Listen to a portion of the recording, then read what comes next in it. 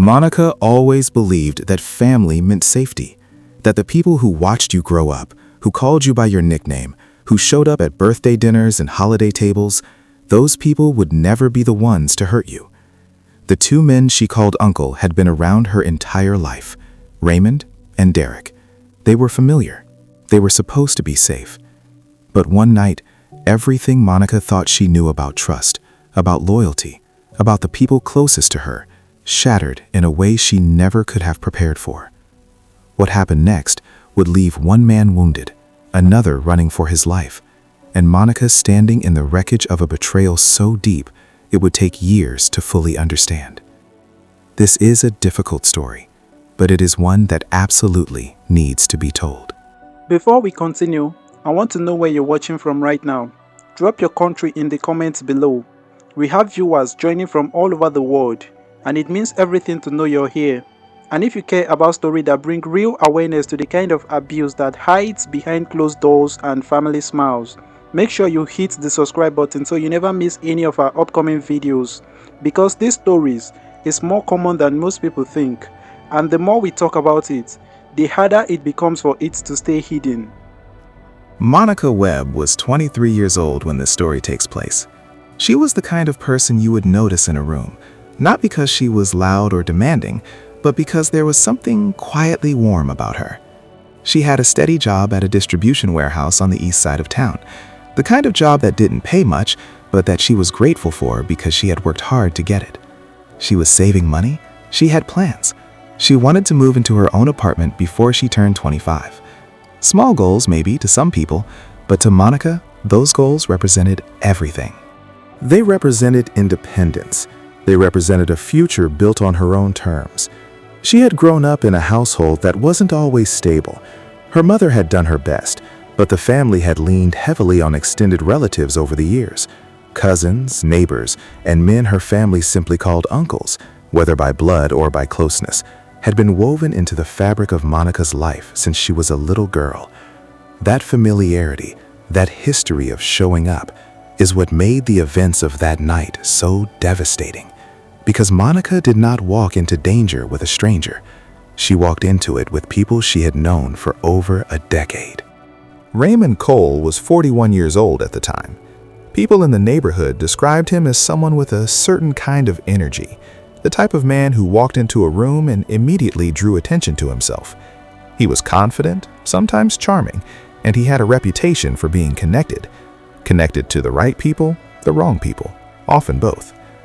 Raymond had been in and out of trouble over the years, minor charges mostly, nothing that had ever landed him in prison for any serious stretch of time.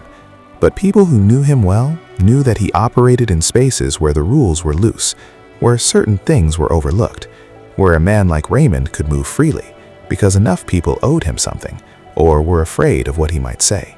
Derek Porter was 37. He was quieter than Raymond, and in some ways that made him harder to read. He rarely initiated conversations and rarely disagreed with Raymond in public. Friends described him as someone who had been in Raymond's orbit for so long that he seemed to have lost his own sense of direction. Where Raymond went, Derek followed. What Raymond decided, Derek accepted. That dynamic, the louder man and the compliant one, would become deeply relevant when investigators later tried to piece together exactly what happened the night Monica's world changed forever. Both men had known Monica since she was a child. Both men had sat at family gatherings. Both had given her rides, attended events in her honor, and been treated with the kind of easy, unquestioned trust that children are taught to extend to family.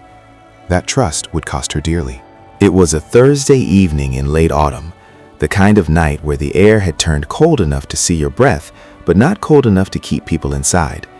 Monica had received a message earlier in the day from someone she knew, telling her that Raymond and Derek were hanging out nearby and asking if she wanted to stop by. She hesitated, she would later say. There was nothing specific she could point to, just a feeling, vague and easy to ignore, the kind most people talk themselves out of. She decided to go. When she arrived, the atmosphere seemed completely ordinary. There were a few other people around, music was playing, conversation was casual. Monica sat down, accepted a drink, and settled into what felt like a normal evening. For the first hour, nothing seemed out of place, but then the other people began to leave, one by one, until it was just Monica, Raymond, and Derek. The music was still playing, the room still looked the same, but something had shifted in the way Raymond was looking at her, and the way Derek had moved to a position near the door, in the sudden quiet that settled over the space like something heavy. Monica felt it before she understood it.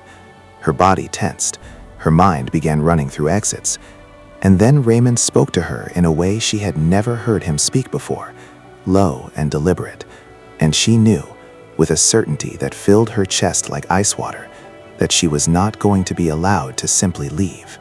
What Monica experienced in that room that night was something no person should ever have to endure. The details, out of respect for survivors everywhere, do not need to be recited in full. What matters is this: the two men she had trusted since childhood used that trust as a weapon. They used her comfort around them, her history with them, her belief that family meant safety. They used all of it against her. And what Raymond and Derek did not account for, what they had clearly not prepared for, was Monica herself. Because Monica Webb, despite the terror of what was happening to her, did not stop thinking. She did not stop watching. She did not stop looking for a way out. Survivors of violence often describe a strange clarity that comes in moments of extreme danger, a focus that cuts through the fear and locks onto what is real, what is within reach, and what might still be possible. That is exactly what happened with Monica. And in that room, on that cold Thursday night, she found what she was looking for. We're going to pause here for just a moment. If you believe that stories like Monica's deserve to be heard for the purpose of awareness and education, type "Stay Strong Monica" in the comments right now. Let's show that this community stands behind survivors. And if you're learning something from stories like this, if this kind of content matters to you, consider subscribing so you don't miss future true crime awareness stories. Every share, every subscribe, every comment helps this message reach one more person who might need to hear it. Now, here is what happened next. In the chaos of what was happening, Monica's eyes landed on something across the room: a firearm. Whether it had been left carelessly or whether it had been placed there with intention, it doesn't change what she did next. She moved toward it. She reached it. And in a moment of desperate, overwhelming self-defense, Monica fired. The shot struck Raymond. The sound split the room open. For a fraction of a second, everything stopped, and then everything exploded into movement.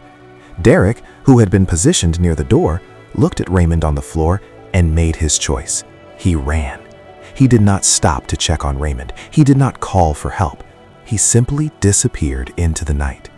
Monica, her hands shaking and her mind still sharp despite everything, got out.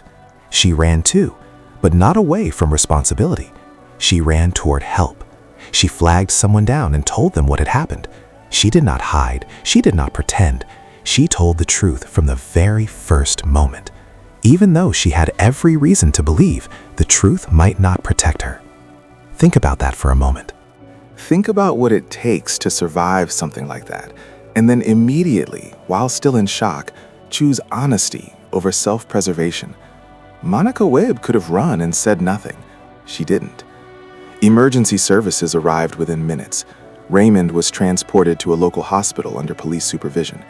His injuries were serious, but as it was later confirmed, not fatal.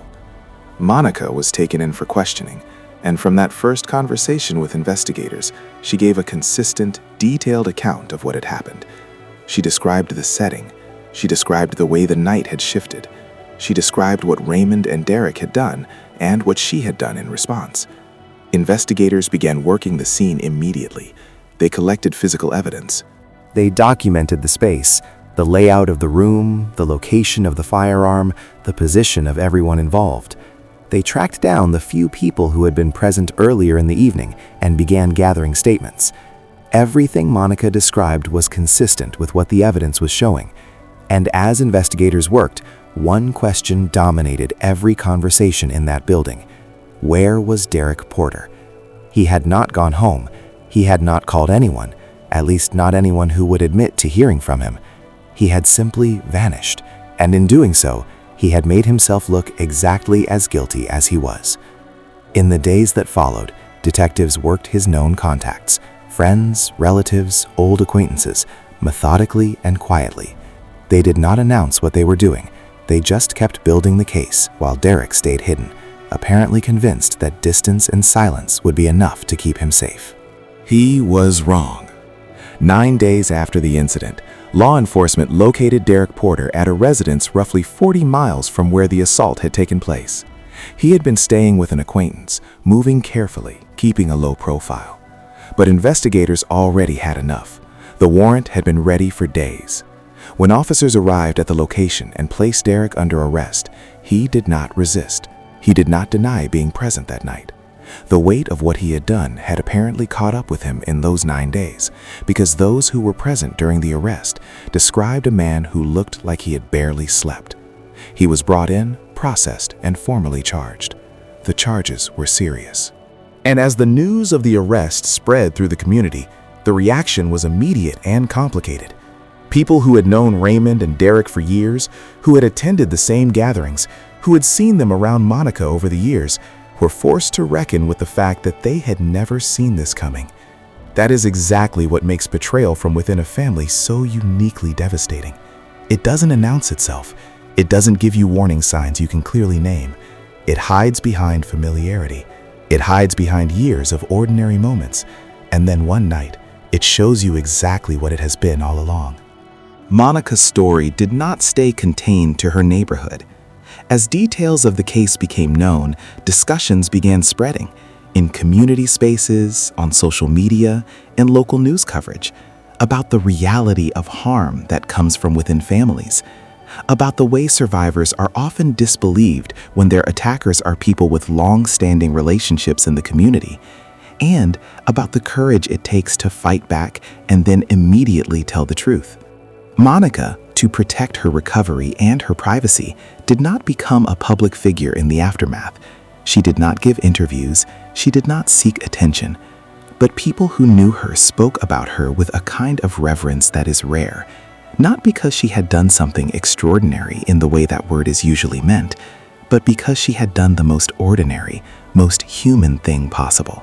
She had refused to accept that her life was worth less than the loyalty people expected her to show to the men who had hurt her. Her case became a reference point in local conversations about personal safety, about the importance of trusting your instincts even when your mind tries to rationalize them away, and about the reality that danger does not always arrive in the form of a stranger. Sometimes, far too often, it arrives wearing the face of someone you have known your whole life, someone who calls you by your name and has a seat at your family's table.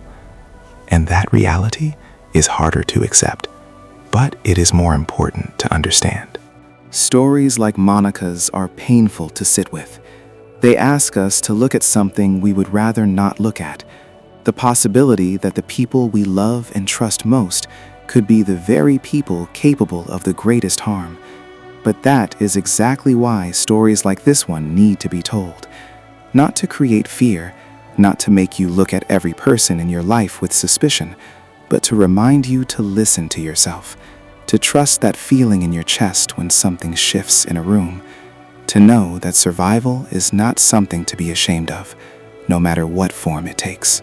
Monica fought back. Monica told the truth. And Monica is still here. Before you go, how did this story make you feel?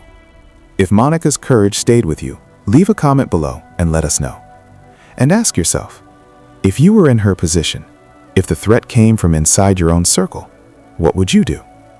What do you think you would see? And what do you think you would miss? Those are uncomfortable questions, but they are the right ones. Drop the word awareness in the comments if you believe that silence protects abusers. Let's fill the comment section. And before you go, if you're new here, click on the subscribe button so you never miss any of our upcoming videos.